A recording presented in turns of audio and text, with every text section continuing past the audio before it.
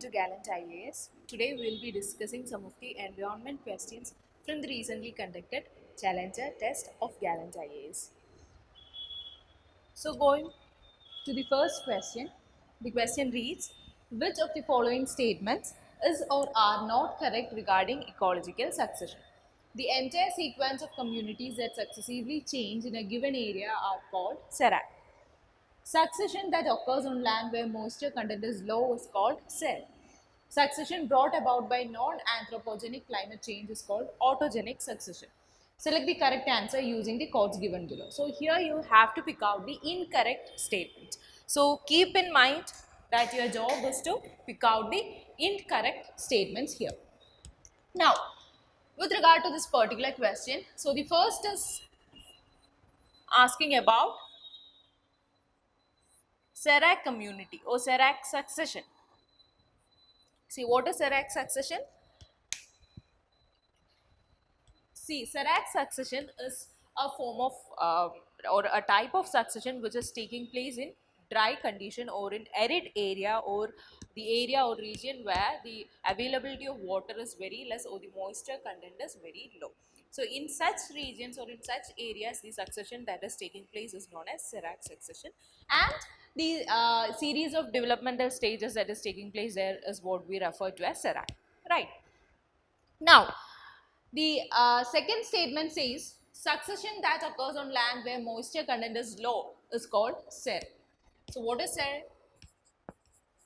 We know what is an ecological succession, right? So, ecological succession is the gradual replacement of one community by another until a climax community is reached. So, in this particular process of ecological succession, we know there are many intermediate stages which is being occupied by several communities. So, those intermediate stages is what we call as SER, and the communities which occupy the intermediate stages we call it by the SERAL community. So, that is what is SER. Now, the third statement is asking you about autogenic succession and the non-anthropogenic climate change. So, what is autogenic succession? As the term suggests, see, it is autogenic. So, as the term suggests, autogenic means auto, it is yes within that particular community. So, the succession is brought about by the inhabitants of within that particular community, or in specific we can say that this particular succession or autogenic succession is brought about by the biotic components present in that particular ecosystem. That is what is autogenic succession. One peculiar example is the anthropogenic climate change. Okay, the anthropogenic climate change. See, anthropogenic climate change is brought about by whom? Yes, anthropogenic means it is because of man. So, the anthropogenic climate change or the succession brought about by anthropogenic climate change is because of the actions done by humans, right? So, it is an example of the succession which is causing because of the actions or because of the reasons caused by the inhabitants of that particular community, that is because of the biotic components of that particular community itself. So, anthropogenic climate change and the succession caused due to anthropogenic climate change is an example of autogenic succession. Now, what is allogenic succession? It is the just opposite of autogenic succession. Allogenic succession is brought about by the abiotic components in that particular ecosystem, or we can say that it is brought about by some external factors or the abiotic or the physical factors. For example, the non-anthropogenic climate change and the succession brought about by non-anthropogenic climate change is an example of allogenic succession. Why? Because there the non-anthropogenic climate change is caused because of reasons arising not because of the biotic components, so we can say it is because of the abiotic components or not because of the human made reasons. So, non-anthropogenic climate change and the related succession, we can say it is an example of allogenic succession, right. So, here moving back to the question, you can see the first statement says the entire sequence of communities that successively change in a given area are called SERAC. Is it so? We know SERAC is the, yes, SERAC succession occurs in area where there is very low moisture content or in dry areas, like the case of desert. There the ecological succession occurring is what is known as SERAC succession. So the first statement here it is wrong. Actually it is referring to said. Second statement says succession that occurs on land where moisture content is low is called said. Is it so?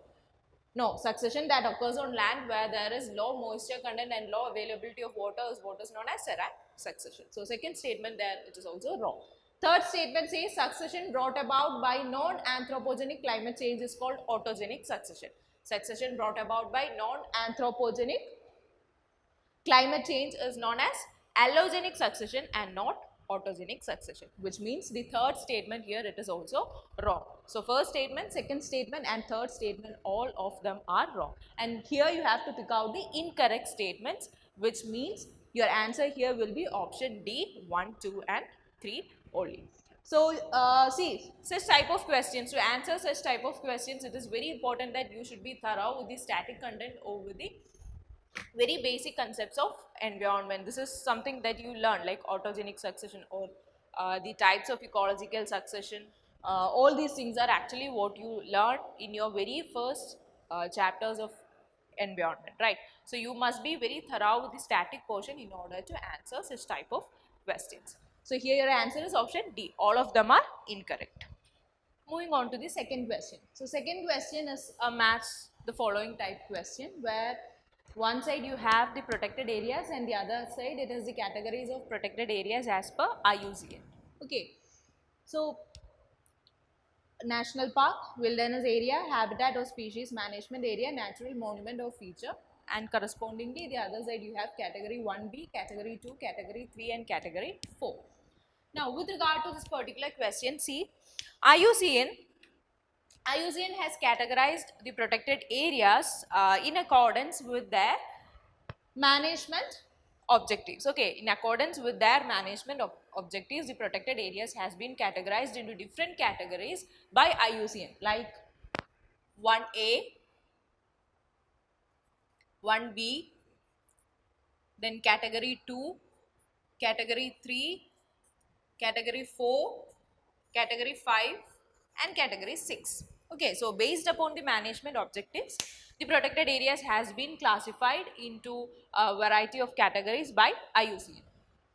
So category 1A, 1A is dealing with the nature reserves, that is the areas or category 1A are strictly protected areas which are protected or which are set aside to protect the biodiversity and also the other related geomorphological features associated with that particular area.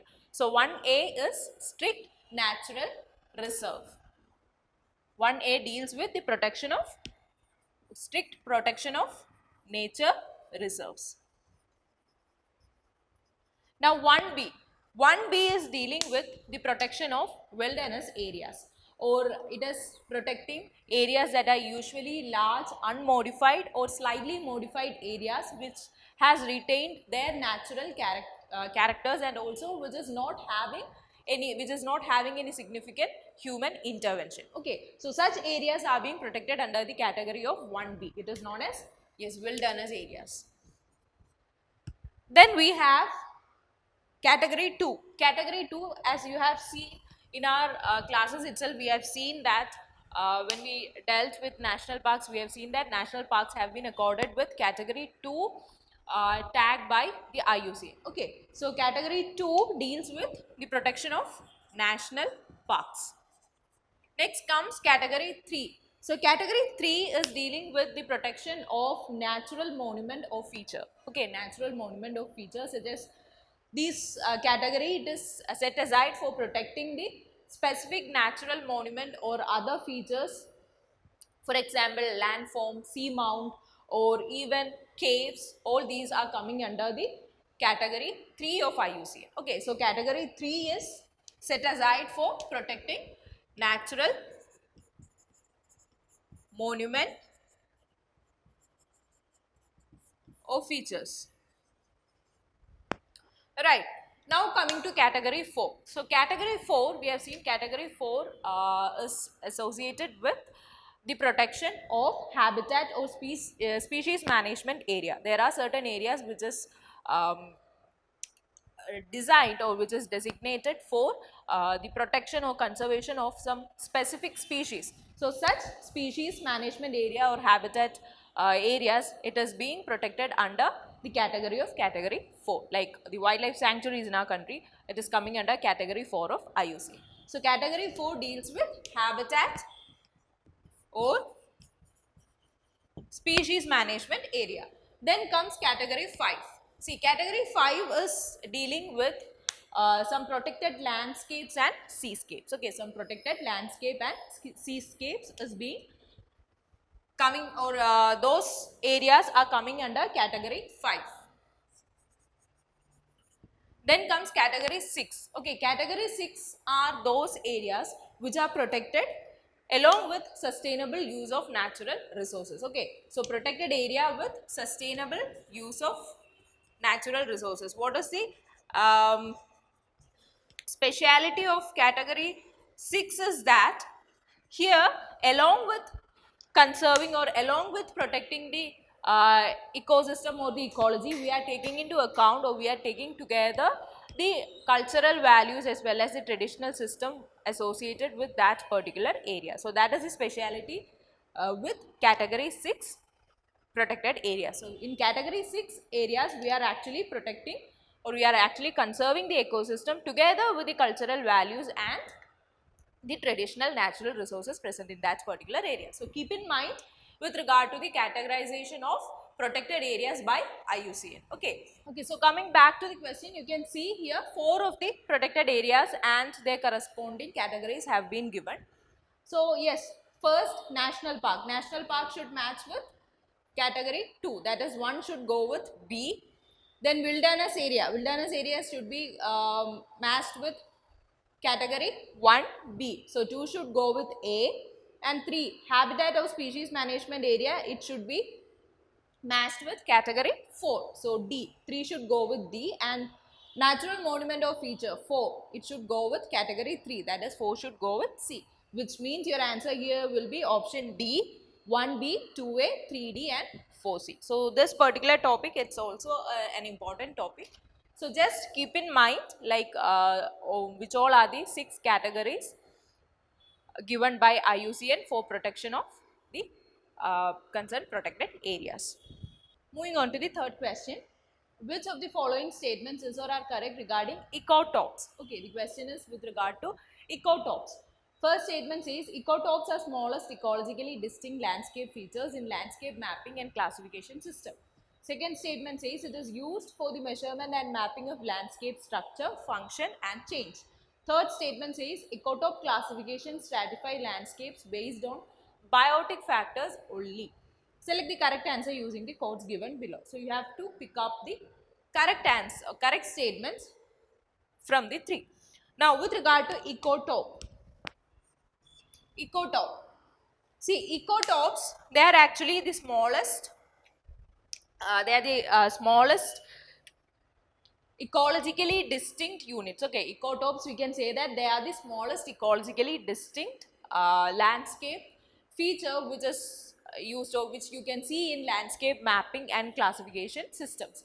So the first statement, it is right. It is the basic definition of ecotope. So what is the basic concept of ecotope? That is being given by the first statement. So first statement is right. Yes, it is the smallest ecologically distinct landscape feature. Okay, it is the smallest ecologically distinct or unique landscape feature. Now, it is used for the measurement and mapping of landscape structure as well as function and change. Okay, so it is used for this concept of ecotope. It is used for measurement and mapping of landscape structure, and also for understanding the functions as well as the changes that are happening in the ecosystem. Okay, so the second statement, yes, it is also right. The third statement says ecotope classification stratify landscape based on biotic factors only. Again, an extreme word only is there, so you should be very careful. Now, third statement says ecotope classification stratify landscape based on biotic factors only. See, like the ecosystem, where you can see the interrelationship between the organisms as well as their immediate surroundings. So the abiotic component is also coming into picture when we talk about ecosystem, right? in the same manner, when we talk about the concept of ecotop, there also the ecotop classification stratify the landscape based upon both the biotic and abiotic factors. Okay, so for ecotop classification, for stratifying the landscape, it is taking into account both the biotic and abiotic components of the ecosystem. Like while we are dealing with ecotop, the other concepts like physiotop, geotop or biotop, all of this are coming into picture. Like physiotop is the total abiotic component or the abiotic matrix of the habitat, as well as geotop. Geotop is the geological component, and biotop, like where both the living, like the plants and animals is coming into picture. So all these are taken into account while we deal with the concept of ecotop, which means their both biotic and abiotic factors are taken into account. So what you can say with regard to the third statement, it is wrong. So here only the first two statements are right, which means here your answer will be option A, 1 and 2 only. So ecotops is also a conceptual question for which you need conceptual clarity. But if you can actually relate the third statement, like the third statement, it is saying it is based upon biotic factors only. But if you can get that logic, even ecosystem as a concept, it is taking into account the abiotic factors.